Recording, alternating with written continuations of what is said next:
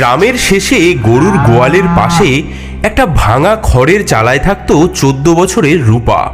রাতে তার মাথার উপর ফুটো দিয়ে জল পড়তো, দেওয়ালের ফাঁক দিয়ে সাপ বিছে ঢুকতো, আর ঠিক তার পাশেই দাঁড়িয়েছিল তার সৎমার দোতলা পাকা বাড়ি, যেখানে সৎমা আর তার মেয়ে মায়া থাকতো বিলাসিতায়। মাত্র 2 মাস আগে পদ্মার বন্যায় নৌকাডুবিতে রূপার মা বাবা চলে যায়। তারপর থেকে সৎমার বাড়িতেই আশ্রয় নিয়েছিল রূপা, কিন্তু আশ্রয় নয়, যেন নরক। সৎমা তাকে গোয়াল ঘরের কোণে শুতে দেয়, পচা ভাত খেতে দেয়, আর দিনরাত খাটিয়ে নেয়।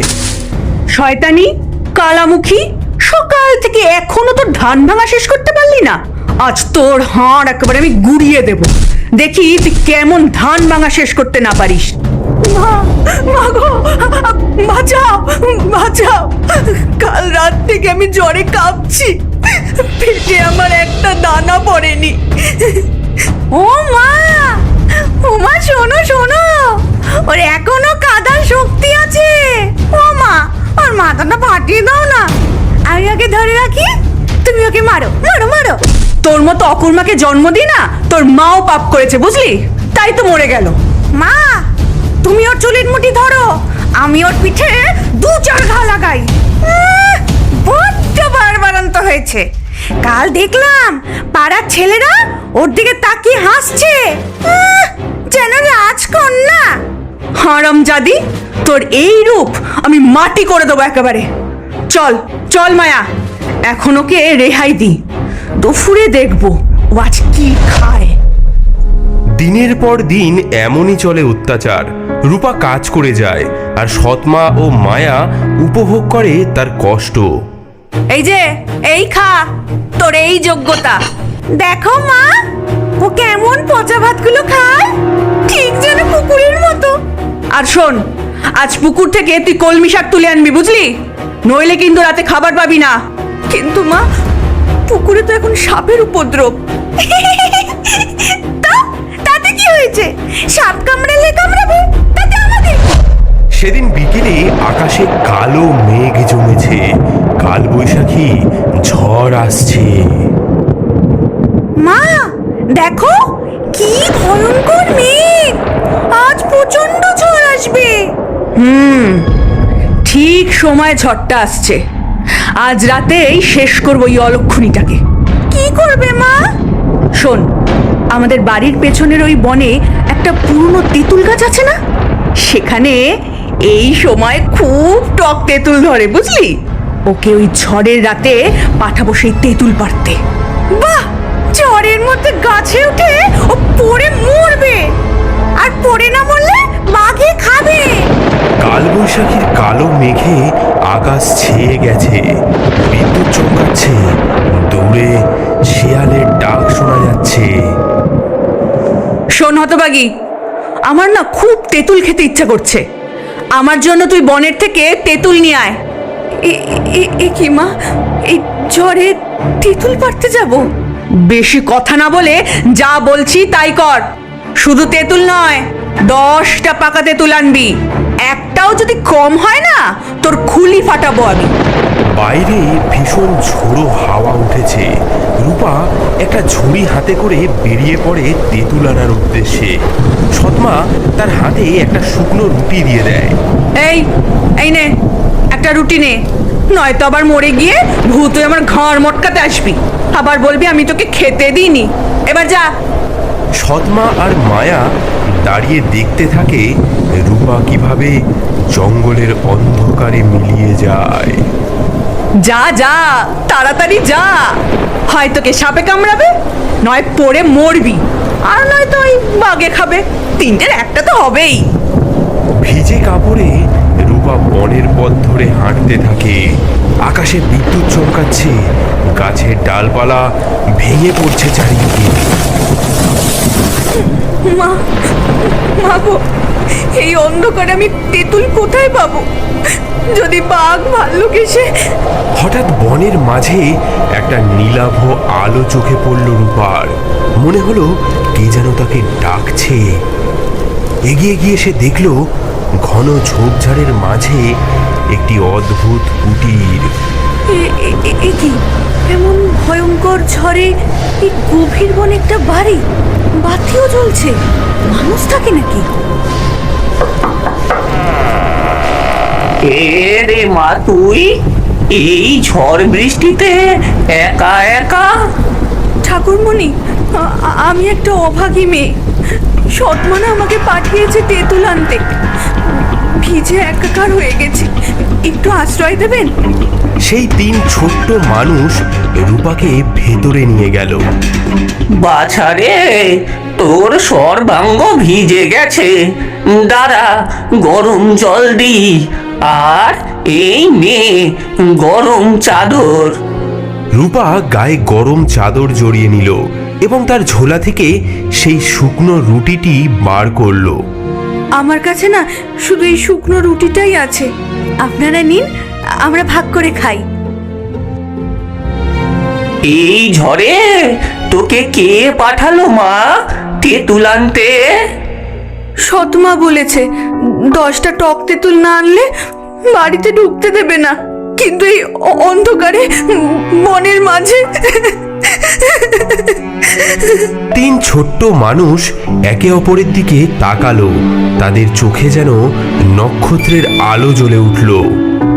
মা, এই ঘরটা বড্ড অগোছালো হয়ে আছে, তুই কি একটু গুছিয়ে দিবি?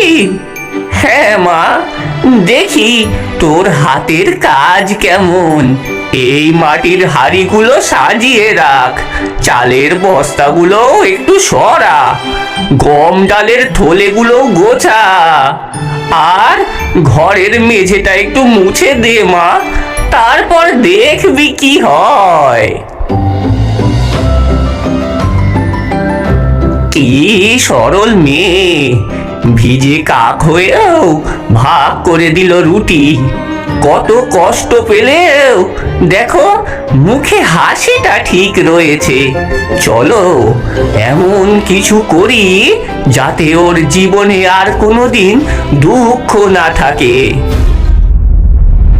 আমি দিলাম প্রথম বর, তোমার জীবনের সব দিন যেন আগের দিনের চেয়ে বেশি আনন্দময় হয়। আমি দিলাম দ্বিতীয় বর, প্রতিটি কথার সঙ্গে তোমার মুখ দিয়ে যেন মোহর ঝরে। আমি দিলাম তৃতীয় বর, এক রাজা যেন তোমাকে বিয়ে করে।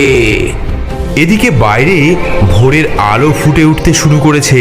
ঘর পরিষ্কার করতে করতে রূপা দেখল সেই ঘরের বাইরে অনেক পাকা তেঁতুল পড়ে রয়েছে। সৎমা যেমন চেয়েছিল ঠিক তেমনই পাকা তেঁতুল। হ্যাঁ, নে মা নে, তোর ঝুড়িতে তুলে নে। বিদায় নেবার সময় রূপা কৃতজ্ঞতা জানাতে গিয়ে বলল, ঠাকুরমণিরা, আপনাদের। হোমা, এ কি? আমার মুখ থেকে।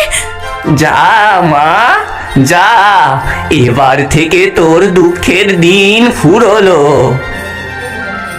রূপা তেঁতুলের ঝুড়ি নিয়ে বাড়ির দাওয়ায় এসে দাঁড়ালো। কে? আমি মা, তেঁতুল এনেছি।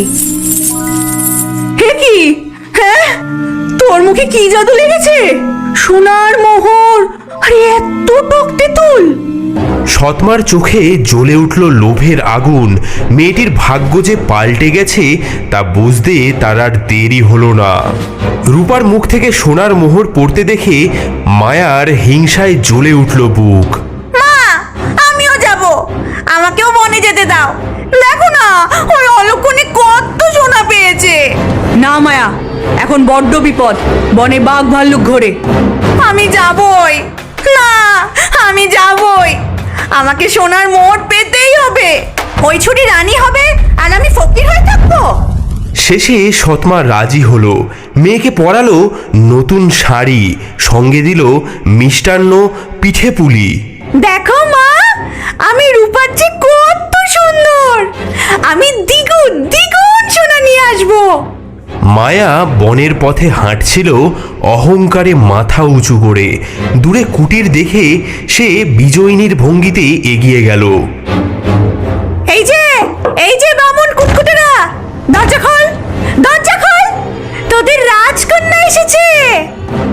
এ কি এভাবে দরজায় লাথি কে মারছে?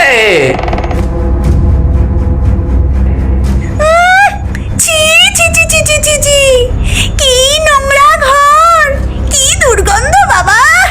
এই জায়গায় থাকিস? তবে জাদু তো ভালোই জানিস। আগে একটু বসো মা।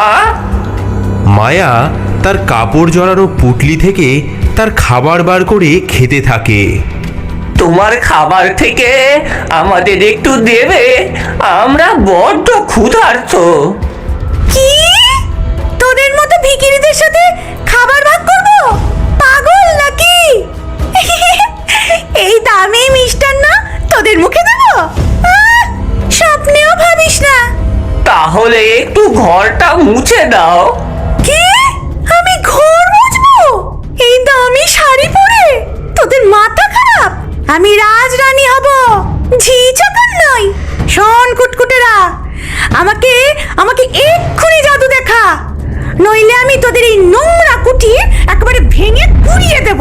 তিনটি ছোট্ট মানুষের চোখে জ্বলে উঠল ক্রোধের আগুন।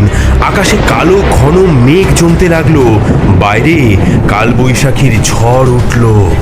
তুই অকৃতজ্ঞ, তোর মনে শুধু অহংকার, তোর হৃদয় শুধু লোভে ভরা, তুই নিষ্ঠুর, তোর মন পাথরের চেয়েও কঠিন।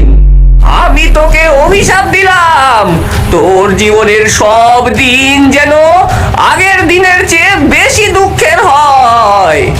আমি অভিশাপ দিলাম, প্রতিটি কথার সঙ্গে তোর মুখ দিয়ে যেন ব্যাঙ লাফিয়ে পড়ে। আর আমি অভিশাপ দিলাম, তোর মৃত্যু যেন খুব দুঃখের হয়। মায়া ভয়ে কাঁপতে কাঁপতে বাড়ি ফিরল, কিন্তু অভিশাপ তার পিছু ছাড়ল না। কি হলো মা? হ্যাঁ, তেঁতুল আনতে পারলি? মা, মা, সব শয়তানি, সব শয়তানি ওই বামুনগুলো। ও মা, তোর মুখ থেকে ব্যাঙ!